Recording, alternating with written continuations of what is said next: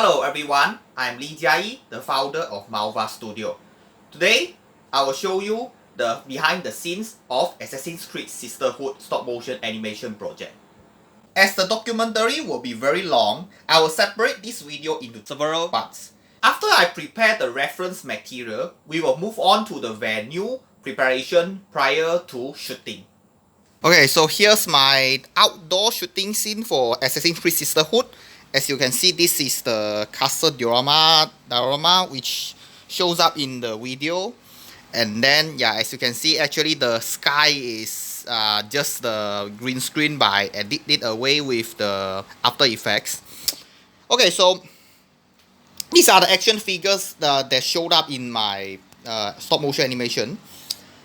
As you can see, I keep the figures in my box when they are not in use because there's too much figures that show up in the video. So for different scenes, I will only put the figures that can be shown in the camera in that particular scene. Yeah, that means they take turn to show up on the scene. Like for example, this scene is when Iroha is walking out from the castle entrance into the crowd, while Mami is aiming at her. But Mami was not put up there because her scene will be filmed separately. Okay, enough talk for the current context. Okay, so you can see the castle is quite damaged because this castle drama was the same one used in the Three Musketeers project back when I was in university, and then that was roughly about 5 years ago already. Yeah, and then of course the castle is a bit damaged during the transportation from Gamba to Bukit Mertajam in Penang. Gamba was in Perak, and then as I assembled that, a lot of the part cannot be I cannot just let them resume to the original state. But luckily, there's a lot of the camera angle where the damaged part will not be too obvious. Yeah, and then as for the damaged part that is a bit obvious, I will just make some adjustment in the post-production, which I will show later.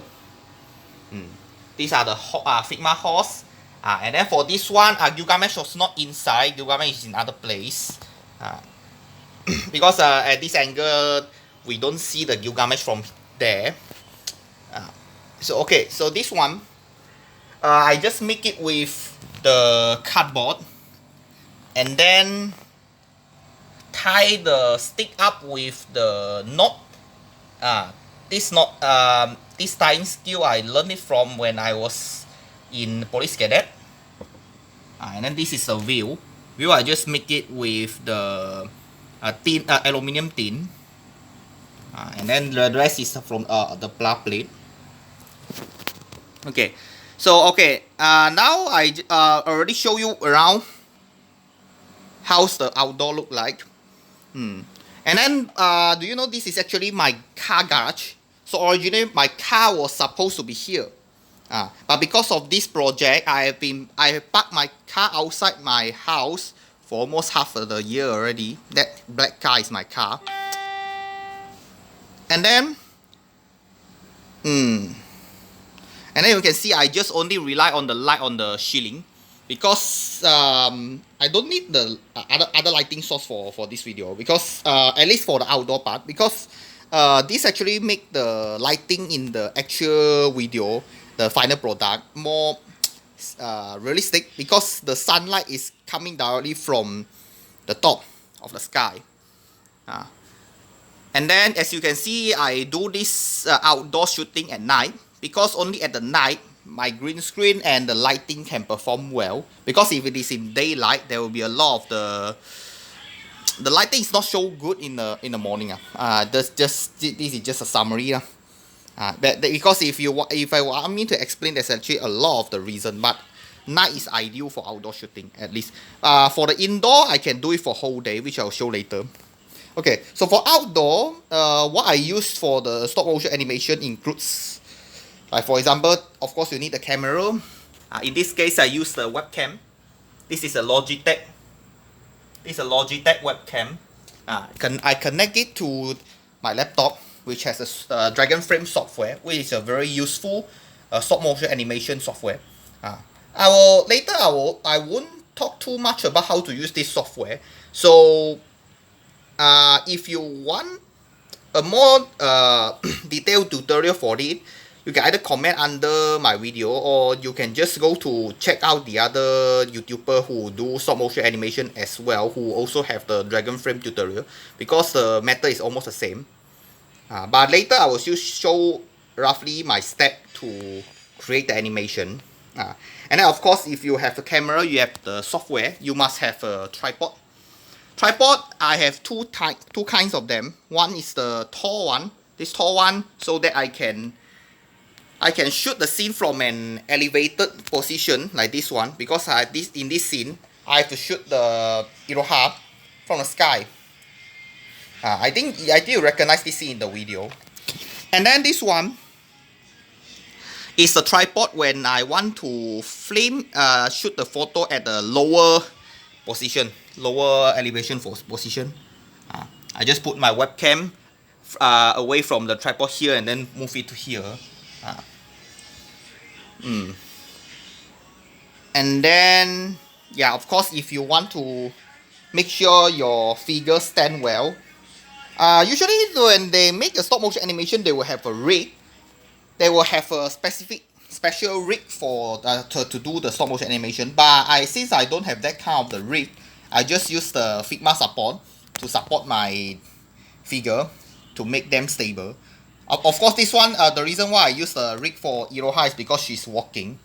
Later I'll show you the process of this, the animation process of this scene. And as for the other figure, if they are just standing there, to make sure they don't fall off, I usually put the, like for example this Asuna, there's a tag under her leg, like this one, you can see. I use this kind of a tag to stick her feet on the ground like this one. So if you want to see how the packaging looks like, okay. So she will be very stable. The package actually looks like this. You can actually buy, like I use the Faber-Castell, so you can buy this in the stationery shop easily. Yeah. So basically that's all for the tools used in my outdoor shooting. Okay, this is the shooting scene for when only the green screen is required together with the figures. As you can see, this is basically my bedroom. The windows is sealed off to prevent the external light source from coming in. So I only rely on the light from the ceiling and also the light from the desk lamp. Two desk lamp to light up the green screen so that the green part of the video can be removed much easier. You can see the green screen is actually the Manila card stick on the whiteboard, and then the whole thing is placed on my desk, which I normally used to put my laptop on, but now I put my laptop on the chair instead. Yeah, and then this laptop is just like at the outdoor.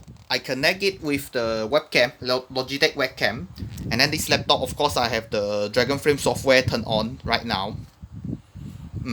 So I think the rest is almost the same. Also, I have the tripod to stabilize my webcam, and then the rig for the to support the figure. And then, okay, so that's all for the indoor shooting scene. Before we end, say hello to my Iroha Takimakura. This concludes part 3 of the documentary. If you like my video, click like, subscribe, and share my videos to your loved one. And if you think I'm worthy to receive financial support, you are welcome to become my patron. I'll see you in the next video. Bye.